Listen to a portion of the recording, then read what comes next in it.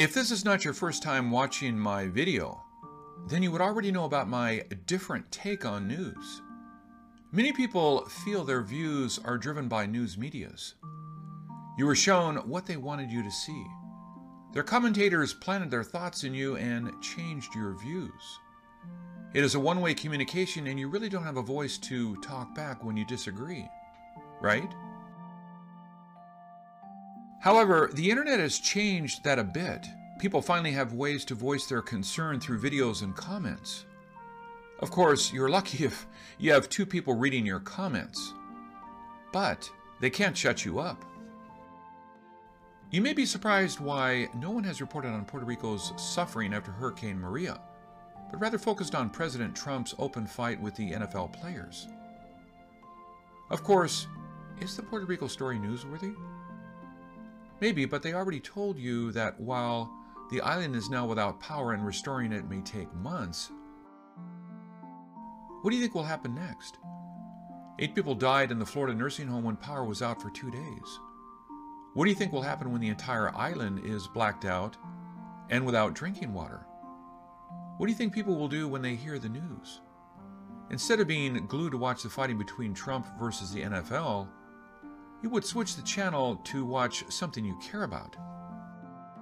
That is why it was not surprising when I watched the FEMA deputy on CNN last night using the phrase words, quote, "the nation of Puerto Rico," several times. It is his way of telling the Americans, this is another country. We are being nice helping them. It is not our America. Our team visited American Samoa in 2015. During the quick drive touring the island, we saw houses along the coastline destroyed and abandoned. We found it was the destruction left after a tsunami hit. What I found surprising is not how that was left there for us to see nature's fury, but how long that has been on display. It's been there since the 2009 8.1 quake and tsunami that took away 189 lives. You ever heard about it? Probably not. Did aid come? Not sure, as the wreckages are still there and very likely private donations hit the island since no one even knew about it. Although people living in U.S. territories are American citizens, that rule does not apply to the 56,000 American Samoans. In a 2015 court ruling, Judge Janice Rogers ruled that the court was reluctant to, quote, impose citizenship over the objections of the American Samoan people themselves, as expressed through their democratically elected representatives. Although Samoa gave up her sovereign authority to the U.S. in 1900, they are the island conveniently forgotten. Why did I bring that up? Because I want to show you how you can swipe problems in a remote island off your table without getting in trouble, and how you can deny their rights through a court ruling. I'm not trying to underestimate American good hearts, but when you have to give food from your table to them, what would you say? So, what will happen? Number one, news coverage of Puerto Rico will soon stop, and people will be sick and die. But is it newsworthy reporting? Not for long.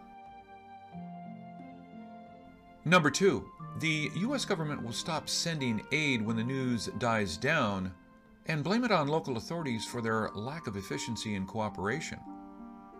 The story will be like this. Since Maria hit, we prepared 3 trillion water bottles, but the mayor of San Juan failed to deliver them. We can't leave precious food and water sitting in the port when we have to help Harvey and Irma victims. San Juan, get your act together and we will send more aid when you are ready. Number 3, people with means will move to the United States. People with families in the U.S. mainland who can afford a ticket out of the island will move, but people without means will have to stay. Puerto Ricans can move to any U.S. state because they are American citizens. Many will move to the state closest to them, Florida. It is a logical choice because they will have little problem communicating in Spanish.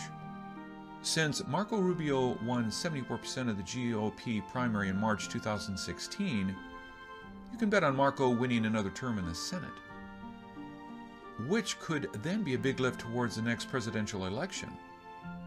Actually, President Trump won Florida with a margin of 120,000 only. Who do you think Puerto Ricans will vote for in the next U.S. election? Number 4, a Puerto Rican travel ban. After people who can get out move off the island, the living conditions will become even worse than before. Older people with chronic problems will start dying of the so-called natural causes. Yeah, natural because they are not expected to last long without food, water, power, and medical care. The Zika virus made things worse. And flesh-eating cases are on the rise also. You can't stop Americans from moving to another state, except when there is a medical reason to quarantine them.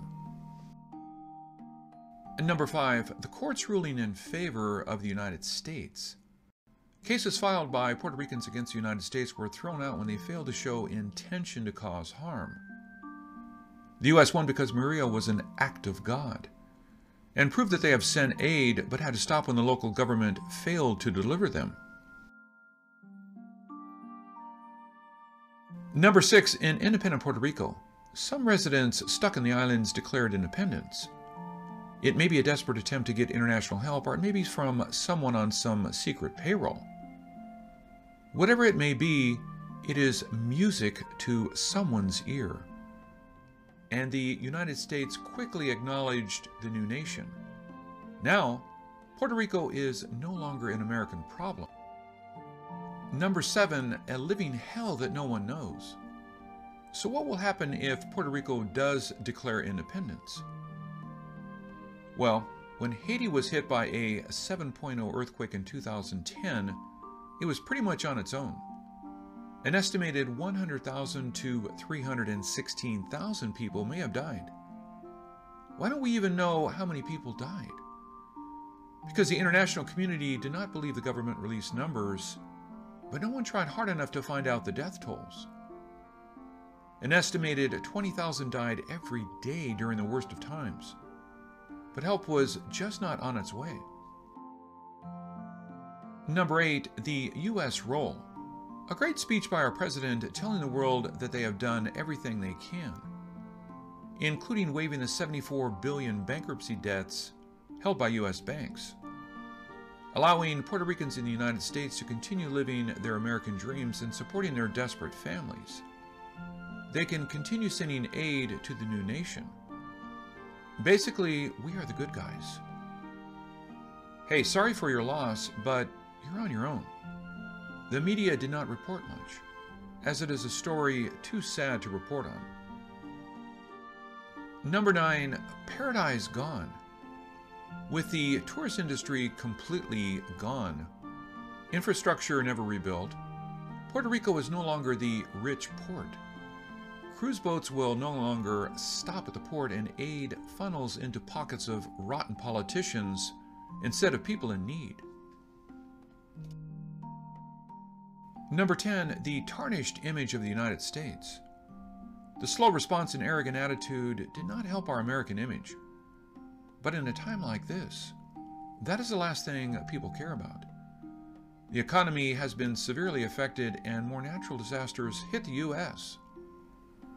The government is busy dealing with what's on the table, and that is more than they can chew. Where did I come up with these 10 crazy predictions? Well, not from Nostradamus. Although he did say in his quatrains about the devastation and the government's failure to help. Not from crop circles, even though the 3 hurricanes did show up in some recent formations. It's from common sense. You don't have to be a genius to know 1 + 1 = 2. This is Ken Peters. Thank you for watching.